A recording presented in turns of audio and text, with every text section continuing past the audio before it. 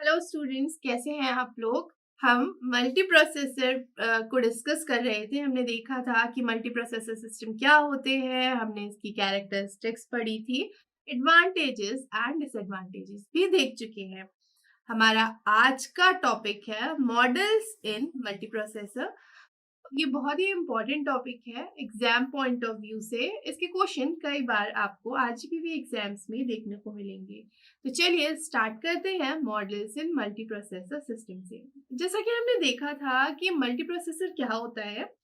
यहाँ पर होता है एक सिंगल कंप्यूटर, और इस सिंगल कंप्यूटर में हमारे पास मल्टीपल प्रोसेसिंग एलिमेंट्स होते हैं, जिसको हम पीई बोलते हैं, या फिर ये सीपीयू होते हैं, प्रोसेसिंग एलिमेंट।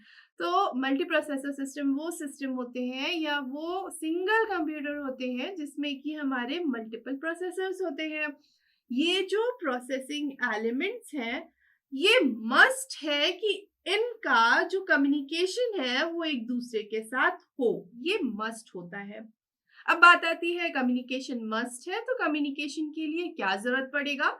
तो कम्युनिकेशन के लिए हमको जरूरत पड़ते हैं डायनामिक लिंक्स।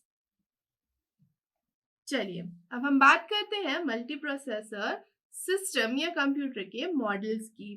तो इसमें जो हमारे पास पहला मल्टी प्रोसेसर मॉडल है वो होता है यूएमए, जिसका फुल फॉर्म होता है यूनिफॉर्म मेमोरी एक्सेस मॉडल। जो सेकंड मॉडल है मल्टी प्रोसेसर का वो होता है NUMA, जिसका फुल फॉर्म होता है non uniform memory access. Then कई बार बुक्स में आपको दो मॉडल ही रहते हैं। जो थर्ड मॉडल है वो एक्चुअली इसका एक स्पेशल केस होता है, तो इसको हम एक थर्ड मॉडल के जैसे ही ट्रीट करने वाले हैं। तो फिलहाल हम एक्चुअली होता ये न्यूमा का ही स्पेशल केस है। तो जो थर्ड मॉडल हो जाएगा वो होता है COMA। इसका फुल फॉर्म होता है कैश ओनली मेमोरी एक्सेस। तो यहाँ पे हम लिखेंगे मेमोरी एक्सेस। चलिए अब हम बात करते हैं कि ये यूमा, नूमा और ये जो COMA है कोमा, ये क्या होते हैं। तो जैसा कि नाम से समझ में आ रहा है, ये जो यूनिफॉर्म मेमोरी एक्सेस है, यहाँ पर ये जो डिफरेंट डिफरेंट प्रोसेसर्स हैं या जिसको हम प्रोसेसिंग एलिमेंट या फिर सीपीयू बोल रहे हैं, अगर ये मेमोरी को एक्सेस करेंगे तो जितना टाइम, फॉर एग्जांपल यहाँ पे 4 पीई है, प्रोसेसिंग एलिमेंट है, तो जितना टाइम इस PE1 को लगेगा उतना ही टाइम PE2 को लगेगा। और ऐसे ही जितने भी प्रोसेसिंग एलिमेंट होंगे, अगर वो मेमोरी को एक्सेस करेंगे तो सबको सेम या इक्वल टाइम लगने वाला है। अगर हम बात करते हैं न्यूमा की, तो न्यूमा के केस में ये जो टाइम होता है ये वेरी करता है। जरूरी नहीं है कि PE1 को अगर कुछ टाइम लग रहा है तो उतना ही टाइम हमारा बाकी के प्रोसेसर्स को भी लगे, वेरी करता है। बात करते हैं इस कोमा की या कैश ओनली मेमोरी एक्सेस की, तो ये स्पेशल केस है हमारा न्यूमा का। चलिए अब डिटेल में डिस्कस करते हैं कि ये ऊमा या यूमा या जिसको हम यूनिफॉर्म मेमोरी एक्सेस बोलते हैं, ये क्या होता है। तो जैसा कि अभी जस्ट हमने डिस्कस किया कि हमारे कंप्यूटर में मल्टीपल प्रोसेसर्स हैं और इसीलिए इसको मल्टीपल प्रोसेसर बोला गया है, मल्टीपल प्रोसेसर के कारण। जैसा कि अगर मान लीजिए प्रोसेसिंग एलिमेंट 1 है, अगर इसको 1 नैनो सेकेंड लग रहा है मेमोरी को एक्सेस करने में, तो जो प्रोसेसिंग एलिमेंट 2 है या दूसरा प्रोसेसिंग एलिमेंट या सीपीयू है, तो उसको भी मेमोरी को एक्सेस करने में 1 नैनो सेकेंड ही लगेगा। सिमिलरली जितने भी प्रोसेसिंग एलिमेंट होंगे सबको सेम या इक्वल टाइम ही लगेगा। यहाँ पर ये हमारा शेयर्ड मेमोरी आर्किटेक्चर होता है, ये शेयर्ड मेमोरी आर्किटेक्चर है। एक और बात जो इम्पोर्टेंट है वो ये है कि यहाँ पे जो प्रोसेसर्स होते हैं या ये जो प्रोसेसिंग एलिमेंट्स होते हैं, इनके पास खुद की प्राइवेट कैश होती है। मतलब जरूरी नहीं है कि होनी ही चाहिए, बट इनकी खुद की प्राइवेट कैश हो सकती है। एक डायग्राम से देखते हैं कि ये जो यूएमए या यूनिफॉर्म मेमोरी एक्सेस मॉडल है ये कैसा दिखता है। एक और बात, यहाँ पर सबको इक्वल टाइम ही लग रहा है ना, इसीलिए इसको यूनिफॉर्म मेमोरी एक्सेस बोला है, क्योंकि सबको सेम टाइम लग रहा है। तो चलिए एक डायग्राम बनाते हैं यूएमए मॉडल का। तो जैसा कि हमने देखा कि हमारा मल्टी प्रोसेसर का हम यूएमए मॉडल बना रहे हैं, तो सबसे पहले एक काम करते हैं, ये हमारा प्रोसेसर 1 हो जाएगा। यहाँ पे एक काम करते हैं, एक और प्रोसेसर ले लेते हैं, प्रोसेसर 2, एंड सिमिलरली हमारे जितने भी प्रोसेसर्स होंगे तो हम यहाँ पे एक प्रोसेसर एन ले लेते हैं। जैसा कि अभी हमने समझा, हर एक प्रोसेसिंग एलिमेंट कनेक्टेड होता है जो भी हमारे इनपुट आउटपुट डिवाइसेस हैं या फिर हमारी जो मेमोरी है उससे। तो इसके लिए हमको सिस्टम इंटरकनेक्शन की जरूरत होती है।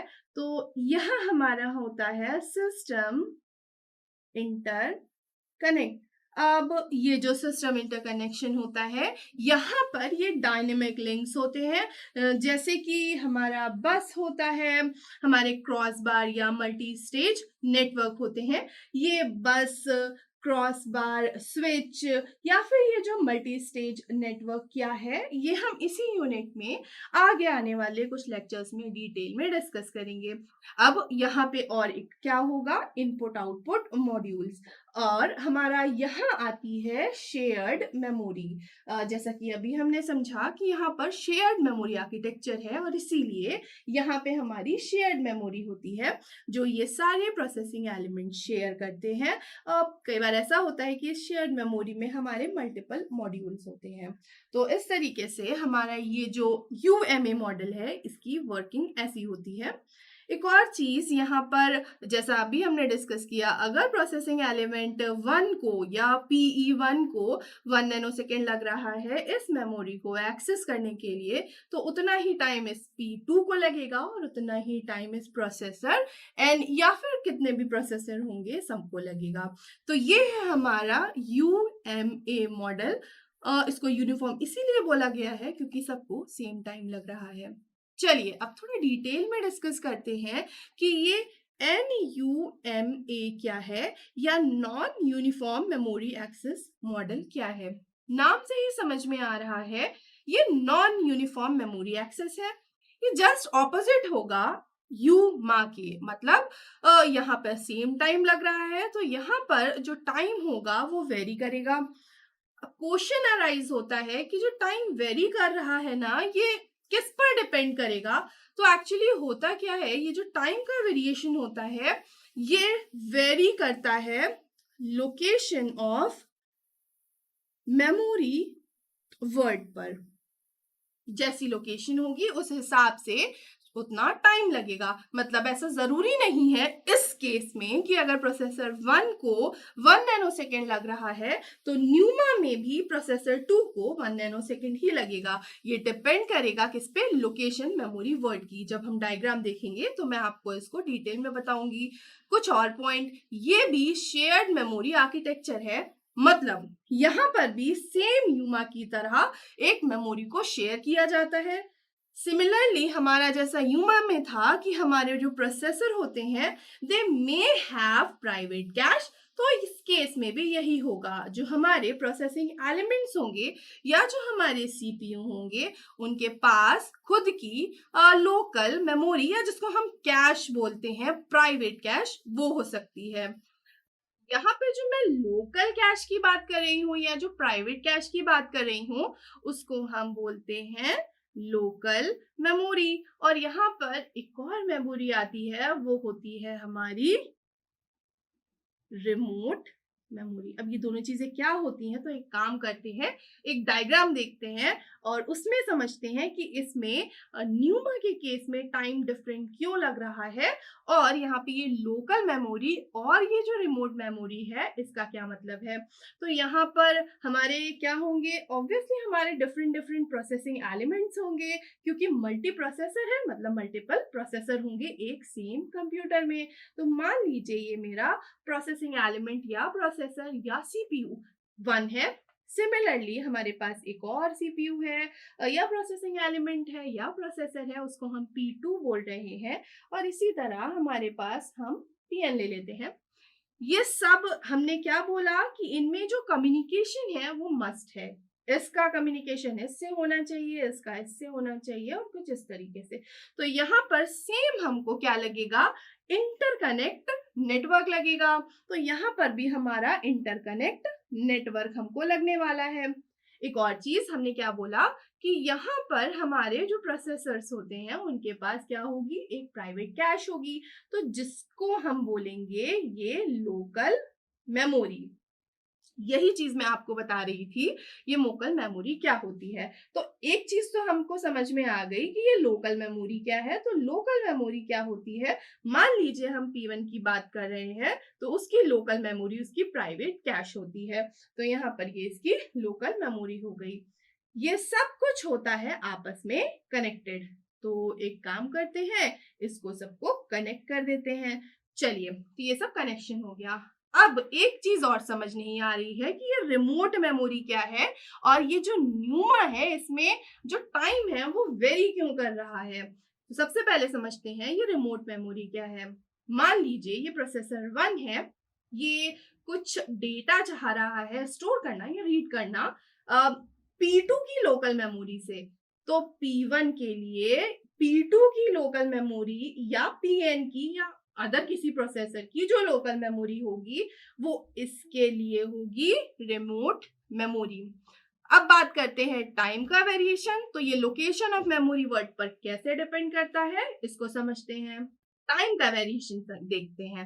अब एक बात समझिए, अगर इस P1 को अपनी ही मेमोरी से कोई डेटा चाहिए तो उसको टाइम नहीं लगेगा ऑब्वियसली, बट अगर P1 को किसी रिमोट लोकेशन से किसी डेटा को रीड करना है तो फिर टाइम लगने वाला है, क्योंकि वो डायरेक्टली उसको एक्सेस नहीं करेगा। पूरा हमारा यहाँ पे इंटरकनेक्शन नेटवर्क स्टैब्लिश होगा और फिर हमारा जो भी कम्युनिकेशन है वो स्टैब्लिश होगा। इसीलिए कहा जाता है कि ये जो नॉन यूनिफॉर्म मेमोरी एक्सेस है यहाँ पर टाइम वेरी करता है, और वेरी करता है लोकेशन ऑफ मेमोरी वर्ड के कारण। मान लीजिए लोकेशन यही है तो टाइम कम लगेगा, लोकेशन यहाँ हो गई किसी रिमोट मेमोरी में तो टाइम ज्यादा लगेगा। और ये हमारा टाइम को वेरी करवाने में एक मेजर फैक्टर होता है या इम्पोर्टेंट फैक्टर होता है।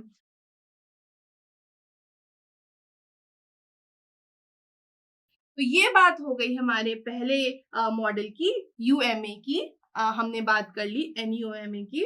अब हमारा जो थर्ड टाइप का मॉडल है, या कभी बुक में आपको केवल 2 ही मॉडल दिखेंगे, एक वेरिएशन और दे दिया है उन्होंने सीओएमए की, जो बोला जाता है कि एनयूएमए का क्या है, जो कोमा होता है वो एनयूएमए का एक स्पेशल केस होता है। तो अगर आपको मॉडल लिखने को आएंगे तो आप दोनों बल्कि तीनों ही लिखिएगा, बट आप दिमाग में ये चीज समझ के चलिए कि ये जो COMA है, या जिसको अभी हमने देखा था कैश ओनली मेमोरी एक्सेस है, ये स्पेशल केस है किसका, एनयूएमए का।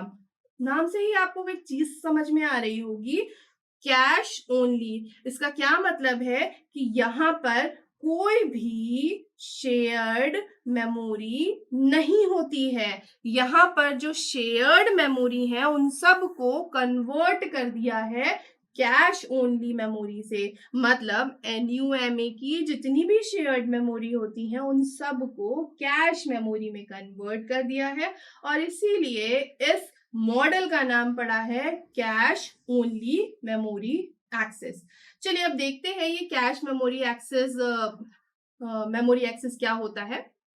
तो पहले एक चीज समझ लीजिए कि यहाँ पे जो कैश होती है वो एक ग्लोबल एड्रेस स्पेस होती है, और हमारी जो एक कैश डायरेक्टरीज भी इसमें इस्तेमाल होती हैं। जब हम डायग्राम देखेंगे तो हम उसमें देखेंगे कि कैश डायरेक्टरीज भी इसमें इस्तेमाल होती हैं, और जो कैश डायरेक्टरी होती है वो हमको रिमोट कैश को एक्सेस करने में हेल्प करवाती है। जो भी प्रोसेसिंग एलिमेंट है अगर उनको रिमोट कैश को एक्सेस करना है, रिमोट कैश सेम वैसा ही है जैसे हमारी रिमोट मेमोरी हुआ करती थी इस केस में। अब क्योंकि यहाँ से मेमोरीज तो हटा दी गई हैं और उनको कन्वर्ट कर दिया गया है कैश में, इसीलिए इसको हम अब क्या बोल रहे हैं, रिमोट कैश, मतलब किसी और की कैश। ठीक है, चलिए अब इसको हम देखते हैं डायग्राम से।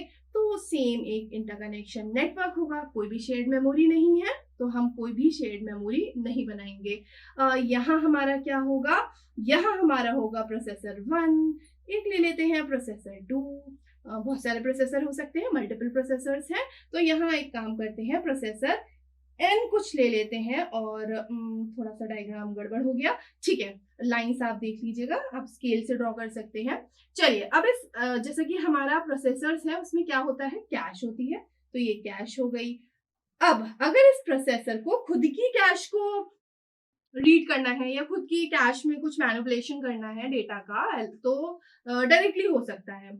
लेकिन अगर इस प्रोसेसर 1 को प्रोसेसर 2 की कैश को, जो कि अब उसकी क्या कही जाएगी, रिमोट कैश, P1 के लिए प्रोसेसर 2 की कैश क्या कहलाई जा रही है, रिमोट कैश, ध्यान में रखिएगा। अब प्रोसेसर 1 को प्रोसेसर 2 की कैश को एक्सेस करना है तो यहाँ इस्तेमाल होती है हमारी डायरेक्टरीज।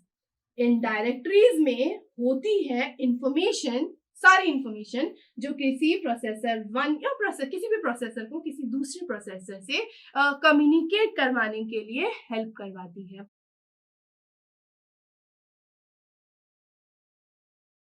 तो ये 3 मॉडल हैं हमारे मल्टी प्रोसेसर के।